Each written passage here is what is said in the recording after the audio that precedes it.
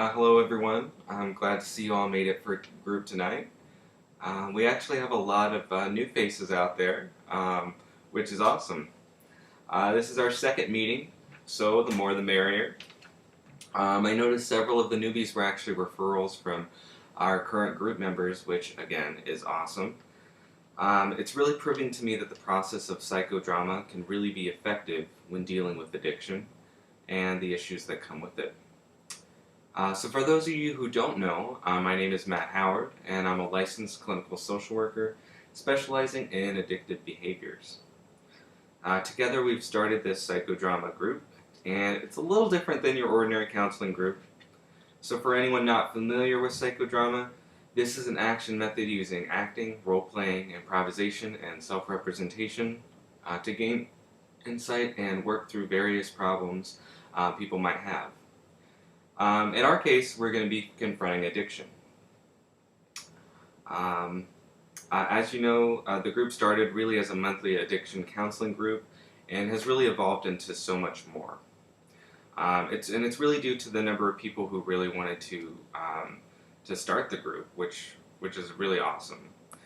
I found that it really does enable people to take down their walls for a moment and just express what's going on.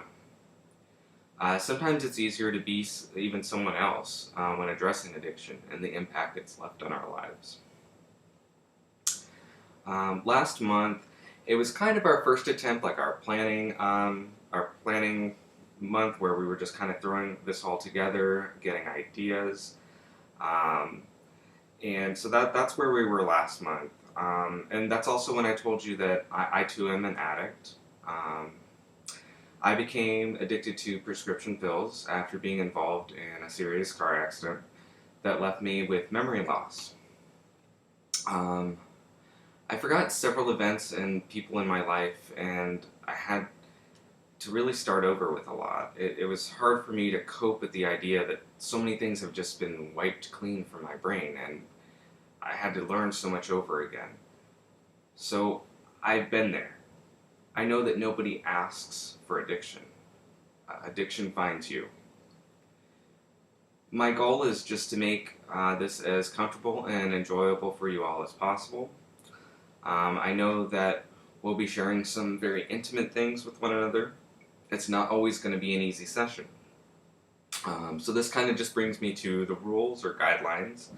Last month, we also came up with all of this together, so now that I have it all kind of in a list form here, I'm just going to go through it.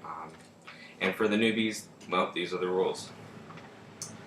First and foremost is confidentiality, so what is said here stays here. Anything that we discuss really doesn't leave the room. We're all here to motivate and help one another, and we're again going to be sharing some very intimate things about one another, and it's important that we keep things in this room.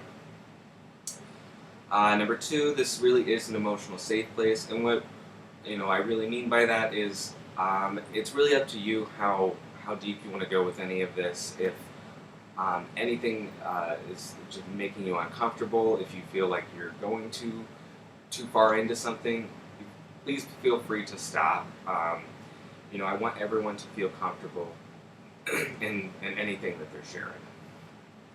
So that kind of ties into number three, which is being respectful.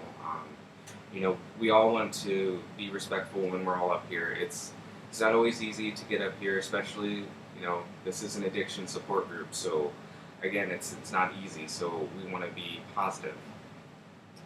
Number four, be mindful of the time.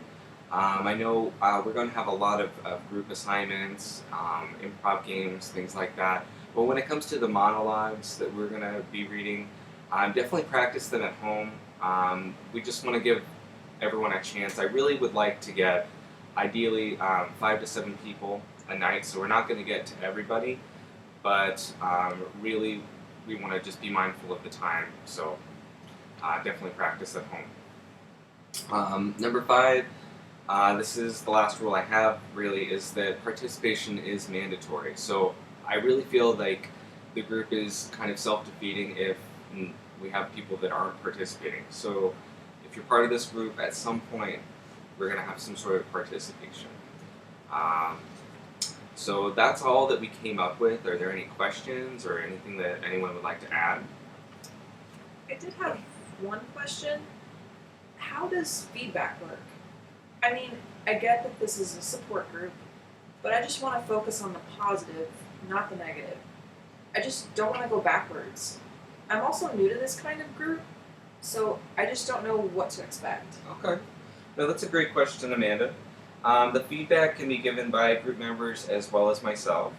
But remember the rules about being respectful. So at any point, if that rule is compromised, when anyone, including myself, which shouldn't be an issue with me, is providing any sort of feedback, we want the focus to be on the addiction and why it's a problem, but we also want to focus on the progress that you've made, that we've made together, and just kind of moving forward. So definitely a great question.